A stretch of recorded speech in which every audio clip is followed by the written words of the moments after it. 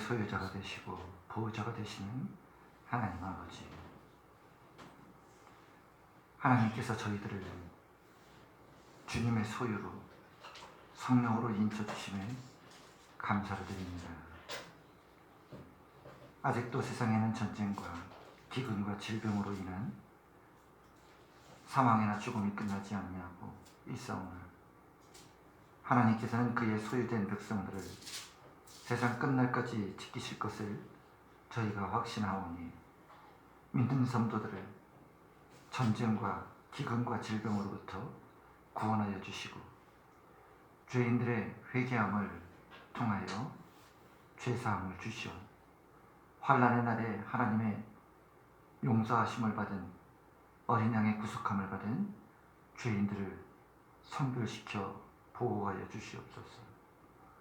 오늘도 어린 양의 신부로서의 삶을 살아가는 신앙의 길 위에 오직 복음으로 믿음을 지키며 살아갈 수 있는 귀하고 복된 성도들의 삶이 되길 원하고 살아계신 우리 구주 예수 그리스도의 이름으로 기도합니다. 아멘. 함께 신앙 고백을 드립니다. 전능하사 천지를 만드신 하나님 아버지를 내가 믿사오며 그 외아들 우리 주 예수 그리스도를 믿사오니 이는 성령으로 잉태하사 동정녀 마리아에게 나시고 본디오 빌라도에게 고난을 받으사 십자가에 못 박혀 죽으시고 장사한 지 사흘 만에 죽은 자 가운데서 다시 살아나시며 하늘에 오르사 전능하신 하나님 우편에 앉아 계시다가 저리로서 선자와 죽은 자를 심판하러 오시리라. 성령을 믿사오며 거룩한 공예와 성도가 서로 교통하는 것과 죄를 사하여 주시는 것과 몸이 다시 사는 것과 영원히 사는 것을 믿사옵나이다. 아멘. 하나님의 말씀은 계시록 21장입니다. 계시록 21장 9절로 27절의 말씀입니다.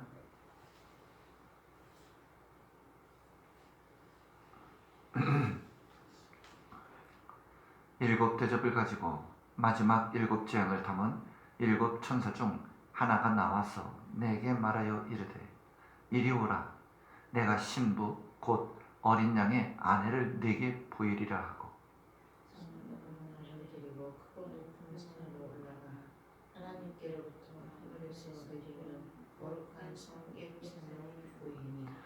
하나님의 영광이 있어 그 성의 빛이 지극히 귀한 보석 같고 벽옥과 수정같이 막더라. 그 높은 성곽이 있고 12문이 있는데 문에 12천사가 있고 그 문들 위에 이름을 썼으니 이스라엘 자손 12지파의 이름들이라.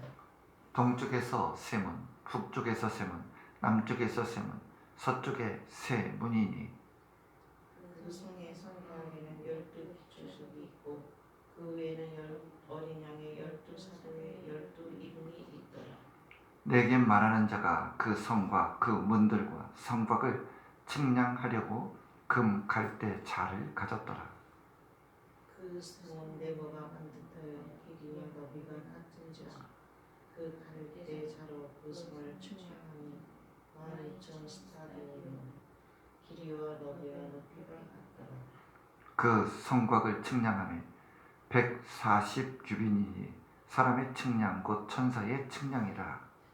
그 성곽은 벽으로 쌓였고 그 성은 정금인데 맑은 유리 같더라. 그 성의 성곽의 기초석은 각색 보석으로 꾸몄는데 첫째 기초석은 벽옥이요 둘째는 남보석이요 셋째는 옥수요 넷째는 녹보석이요 다섯째는 은방울이요 여섯째는 보석이요 일곱째는 황흑이요 여덟째는 노곡이요 아홉째는 단나물이요 열째는 비치옥이요 11째는 청옥이요 12째는 자수정이다. 그 12문은 12진전이 각 문마다 한 개의 진주로 되어 있고 성의 길은 맑은 유리 같은 정금이더라. 성 안에서 내가 성전을 보지 못하였으니 이는 주 하나님 곧 전능하신 이와 및 어린 양이 그 성전이시니라. 그 성은 해나 달의 비침이 쓸데없으니 이는 하나님의 영광이 비치고 어린 양이 그 등불이 되심이라. 왕국이 그 빛 가운데로 다니고 땅의 왕들이 자기 영광을 가지고 그리로 들어가리라. 낮의 성문들을 도무지 닫지 아니하리니 거기에는 밤이 없음이라. 사람들이 만국의 영광과 존귀를 가지고 그리로 들어가겠고. 함께합니다. 무엇이든지 속된 것이나 가증한 일 또는 거짓말하는 자는 결코 그리로 들어가지 못하되 오직 어린 양의 생명책에 기록된 자들만 들어가리라. 아멘.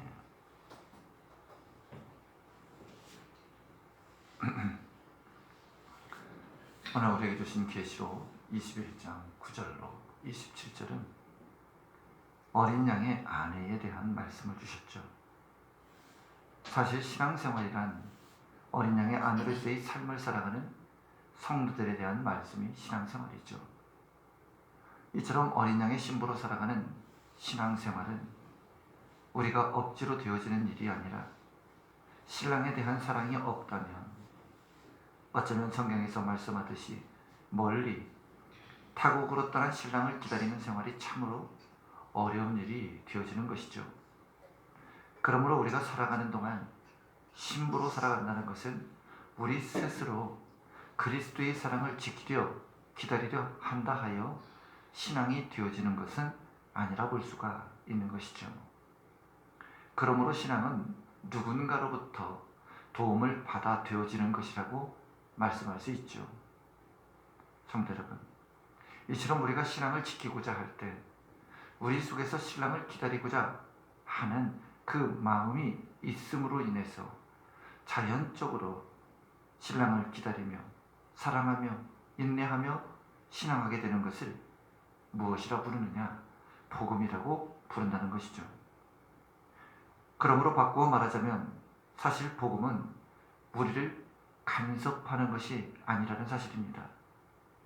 우리가 하기 싫은 것을, 믿고 싶은 것을 십자가를 억지로 믿도록 하는 것도 아니고 또 자기를 부인하는 것도 회개하는 것도 내가 억지로 하는 것이 아니라는 것이죠. 그래서 복음의 능력은 우리로 하여금 무엇이 가장 귀하고 가치 있는 것인가를 깨닫게 함으로써 우리로 그렇게 믿고 살아가도록 우리를 만드는 것에 복음의 그 목적이 있다는 말씀이죠. 그래서 복음은 왜 세상을 사랑하면 안 되는가를 우리로 하여금 알게 하는 것이 복음입니다. 그래서 그로 하여금 세상을 사랑하면 안 된다는 이 마음을 가지고 우리로 하여금 그리스도를 기다리며 신앙하며 살아가게 하는 믿음이 되어진 그 말씀이 되어진 것이죠. 이러한 마음이 있을 때 신자의 삶의 목표가 물질이 아니라 믿음의 삶을 바라보며 살도록 한다는 것입니다. 물론 이러한 말은 우리가 돈을 사랑하지 않게 된다는 것은 아니죠. 하지만 하나님이 원하시는 것은 자기 백성이 세상을 사랑하여 하나님을 떠나 물질의 노예가 되는 것을, 종이 되는 것을 원치 아니하신다는 뜻으로 모든 삶의 방향을 하나님께 두고 복음 안에 살아가는 인간이 되게 하는 것에 그 목적이 있기 때문에 돈을 사랑하지 않는 인간이 되는 것이 아닌 돈을 사랑하지 않는 방향으로 우리의 삶을 수정시키는 것이 바로 하나님이 우리 안에서 복음으로 성령과 함께 일하시는 그 이유가 된다는 것이죠. 이처럼 하나님은 우리가 왜 십자가를 사랑하지 아니하면 안 되는가를 알게 하셔서 십자가를 사랑하는 삶으로 우리를 이끄시는 것이 곧 복음의 말씀입니다. 그런데 우리가 그리스도를 믿으면서 이러한 느낌을 가질 수가 있음에도 불구하고 우리가 그러한 기쁨이 왜 없느냐? 분명 복음은 기쁜 소식이고 그리스도를 믿는 삶 역시 기쁨이라고 말씀하시는데 왜 나는 그리스도를 믿는다 하면서 기쁨이 샘솟지 못하느냐 하는 것이죠. 물론 지는 시간에도 찬양을 부르며 기도를 하는데 왜 우리에게 믿음으로 살아가는 기쁨이 없느냐? 우리 자신을 스스로 발견할 수 있었죠. 이것이 역시 복음을 알기 때문에 발견할 수 있는 것입니다. 그러나 복음을 알지만 기쁨이 샘솟지 못한 이 신앙의 인생을 우리가 여전히 살아간다면 우리에게 부족한 것이 있다는 것이죠. 분명 무언가 중요한 것이 빠져 있기 때문이라고 말할 수 있습니다. 그것은 바로 소망이라고 하는 그 참된 소망이 우리 안에 어둠에 갇혀 있기 때문이죠. 성도 여러분, 고린도전서 13장에 보면 믿음, 소망, 사랑, 그 중에 제일은 사랑이라 말씀했습니다. 이 말씀은 분명히 사랑에 비해서 믿음이나 소망은 뒤떨어진다는 뜻은 아니죠. 믿음, 소망, 사랑 중에 그 중에 제일은 사랑이라 하는 것은 서로의 비중을 따지는 것이 아니라 사랑이란 믿음과 소망에 의해서 맺어지는 열매라는 그러한 의미로 하신 말씀인 것이죠. 그러므로 그리스도의 사랑으로 맺어지지 않는 믿음이나 소망은 참된 것이 아니라는 뜻으로 여길 수 있다는 말씀이 되어지는 것입니다. 그런데 우리는 사랑을 말하면서 그 사랑이 맺어지는 믿음과 소망에 대해서는 소홀히 여기죠. 특별히 소망에 대해서는 소홀히 여기는 경우가 많이 있습니다. 성도 여러분, 우리의 소망이 무엇입니까? 소망은 복음 안에 약속되어져 있는 것을 믿음 안에 소망이라고 말합니다. 그렇다면 신부된 우리가 갖추어야 할 우리의 참 소망이 무엇입니까? 장차 주 예수의 재림에 주어질 것에 대한 소망의 약속이 있어야 합니다. 지금 부름받은 모든 사람들에게 약속되어진 복음의 소망이 신자를 믿음으로 살아가게 하고 이기게 하고 승리토록 사랑하도록 만드는 그 힘의 원천이 되어져야 한다는 말씀이죠. 우리는 골로새서 1장 4절에서 5절에도 보면 이는 그리스도 예수 안에 너희의 믿음과 모든 성도들에 대한 사랑을 들음이요 너희를 위하여 하늘에 쌓아둔 소망을 인함이니 곧 너희가 전에 복음 진리의 말씀을 들은 것이라. 성도 여러분, 바울이 골로새 성도들의 믿음과 교인들에 대한 사랑을 이미 들었습니다. 바울은 그들의 믿음과 사랑이 하늘에 쌓아둔 소망을 인함이라고 말씀하고 있죠. 바꿔 말하면 골로새 교인들의 소망이 여전히 확고하기에 믿음과 사랑이 보여져 소망의 열매, 기쁨의 생활을 여전히 하고 있다는 말씀이죠. 그렇다면 성도 여러분, 신자에게 하늘에 준비된 그 소망이 분명히 있다는 사실입니다. 이것이 우리의 소망이요 믿음이 되어야 합니다. 우리가 살아도 이 소망을 간직하고 살고 죽어도 이 소망 가운데에 성도는 죽어야 한다는 말씀이죠. 그렇기 때문에 신자는 죽음조차도 두려워하지 않는 자가 된다는 말씀입니다. 왜냐하면 죽음이 곧 소망을 이루는 순간이기 때문에 오히려 죽음에 대해서 기뻐할 수 있는 것이 신자가 아니면 누가 되겠느냐고 말씀하죠. 만약 지금 우리들이 이 믿음이 이 소망이 없는 믿음을 살아간다면 우리들의 믿음에 대해서 다시금 소망 없음에 대해 생각해 봐야 합니다. 신자가 소망이 없이 산다는 것은 장차 누릴 그리스도 예수 안에서의 영광에 대한 기업에 대한 유업에 대한 사는 소망을 마음에 두지 않고 살아간다는 뜻이 되기 때문이죠. 그렇다면 장차 누릴 영광에 대해서 우리가 마음을 두지 않고 살아가는 신자가 무엇을 생각하며 살아가겠습니까? 현재의 것을 사랑하면서 세상을 사랑하면서 그리스도에 대한 어두운 마음으로 하나님의 사랑에 대해 소망에 대해 멀어질 수밖에 없는 신자가 될 수밖에 없다 하는 사실인 것이죠. 오늘 본문은 신자가 어떤 자인가를 어떤 소망을 품고 살아가야 하는가를 말씀하고 있습니다. 신자가 얼마나 영광스러운 존재인가를 말하며 장차 어떤 영광에 너희가 들어갈 것인가를 설명하고 있습니다.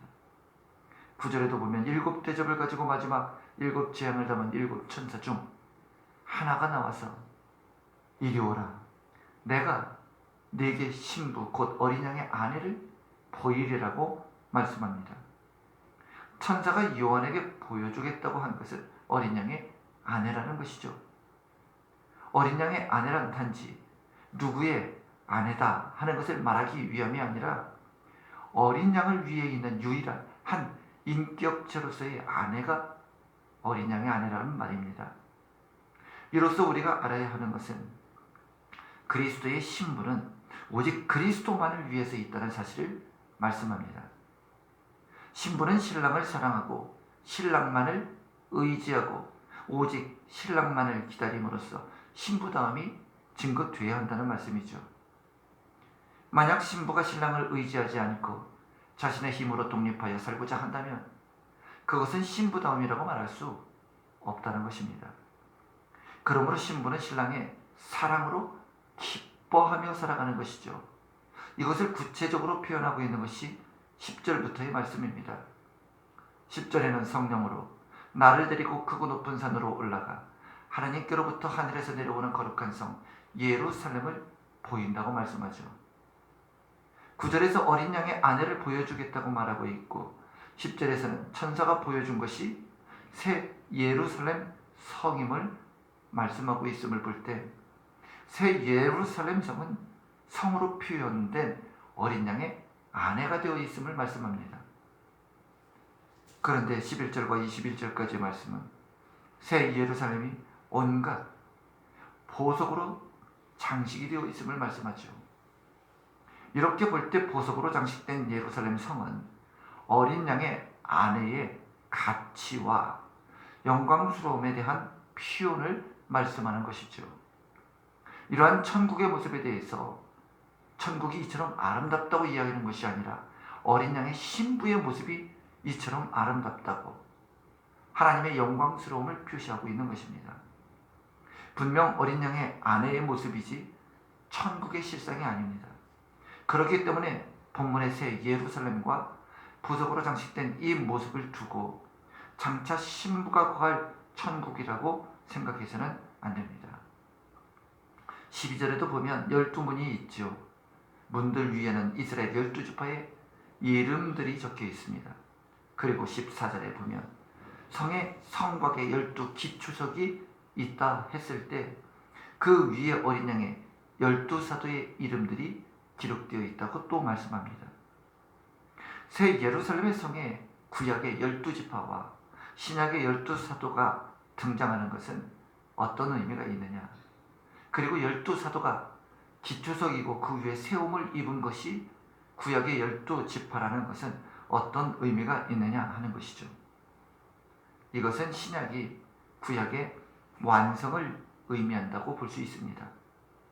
다시 말하면 구약은 신약 위에서 완전하게 되어졌다는 것을 말씀하죠.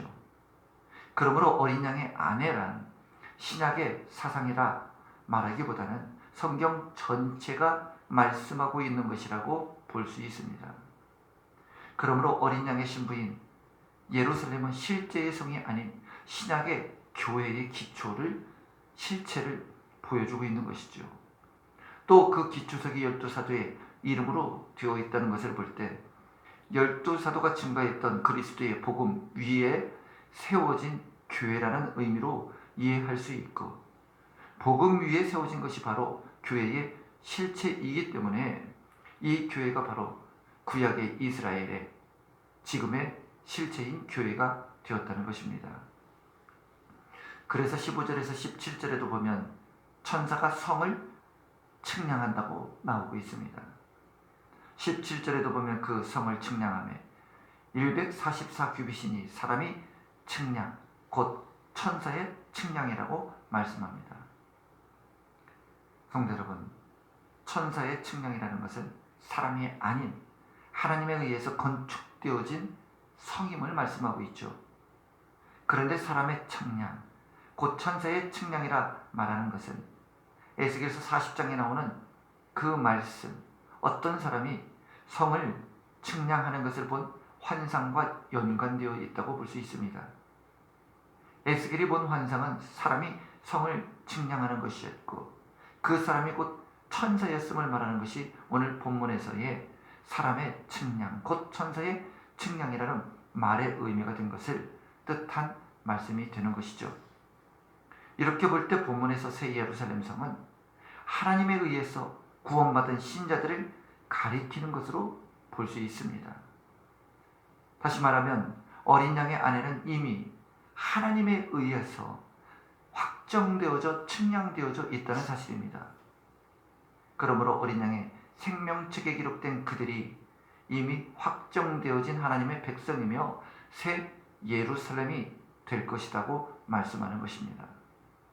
그래서 27절에도 보면 무엇이든지 속된 것이나 가증한 일 또는 거짓말하는 자는 결코 그리로 들어오지 못하되 오직 어린 양의 생명책에 기록되지 않은 자들뿐이라고 말씀하셨습니다. 그러므로 어린 양의 아내란 인간의 힘에 의해서 되어지는 것이 아니라 선택이며 하나님의 부르심이다 하는 말씀이죠. 그렇기 때문에 어린 양의 신부가 되었다는 것은 가장 존귀하고 영광된 것을 말씀하고 있습니다. 그래서 예루살렘 성이 온통 보석으로 장식이 되어 있죠. 이 보석으로 장식되었다는 말은 곧 신부의 존귀함과 영광됨을 드러내기 위함이었다 하는 것입니다. 이처럼 하나님은 자기 백성을, 신부된 백성을 영광스러운 존재로 만드시겠다는 말씀이죠. 어찌 신랑이 영광스러운데 만약 신부가 영광스럽지 못하다면 신랑의 영광이 손상이 되어진다는 말씀이죠. 그렇기 때문에 신부는 신랑의 영광에 참여할 수밖에 없는 영광스러운 모습으로 변화된다는 것입니다. 신부가 영광스러운 모습으로 몸이 변화된다는 것, 이것이 신자가 바라보고 살아가는 소망이 되어야 한다는 말씀입니다. 그리스도의 영광에 참여하는 날, 그날 이 영광스러운 몸을 우리가 입게 된다는 말씀이죠. 그때까지 신부는 신랑을 위해 오늘도 신랑 안에서 단장하는 삶을 살아가야 하는 것입니다. 22절과 23절에 보면 성 안에 성전을 내가 보지 못하였으니 이는 주 하나님 곧 전능하신 이와 및 어린 양이 그 성전이심이라. 그 성은 해나 달의 비침이 쓸데가 없으니 이는 하나님의 영광이 비추이고 어린 양이 그 등이 되심이라. 성도 여러분, 새 예루살렘에는 세상에서 보여지는 이 빛과 해와 달이 필요 없다는 것입니다. 새 예루살렘 성전에는 바로 이와 같은 것이 없습니다. 하나님과 어린 양이 성전이 되시기 때문에 더 이상 해, 달, 별이 필요 없는 것이죠. 결국 하나님과 어린 양이 함께하는 그것이 곧 교회가 되고 그 교회가 곧 어린 양의 아내가 된다는 말씀을 주셨습니다. 그러므로 교회는 무엇으로도 교회가 되어질 수 없습니다. 아무리 훌륭한 건물을 짓고 교인과 목사가 함께 모여 예배를 드린다 할지라도 그것으로 교회가 되어지는 것이 아니라 성전이신 하나님과 어린 양이 함께 하시는 그것이 곧 교회임을 잊어서는 안 된다는 것이죠. 그러면 교회의 교회다움이 무엇이냐? 신부의 신부다움이 무엇인가를 통해 알 수 있다는 사실이죠. 신부가 신랑을 기다리며 살아가는 그 삶이 어떠해야 하는가를 말씀하고 있기 때문입니다. 그러므로 새 예루살렘 성에는 쓸모없는 것이 있죠. 앞서 말씀드린 바와 같이 해와 달의 비춤입니다. 하나님의 영광만이 교회에 비추이고 어린 양이 등불이 되어 주시기 때문에 해와 달은 필요가 없는 것이죠. 신자는 그러나 해와 달 아래 살아가고 있습니다. 그러나 그 해, 달 안에 살아가는 것이 아니라 하나님의 교회, 하나님의 영광과 어린 양의 등 아래에서 살아가야 된다는 말씀이죠. 이것이 새하늘과 새 땅을 살아가는 성도의 신앙이라고 말합니다.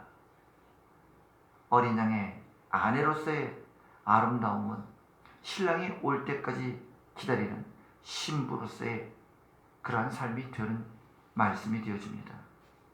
그러므로 신자는 기존의 세상 아래 살고 있지만 세상을 바라보며 살아가는 자가 아니죠.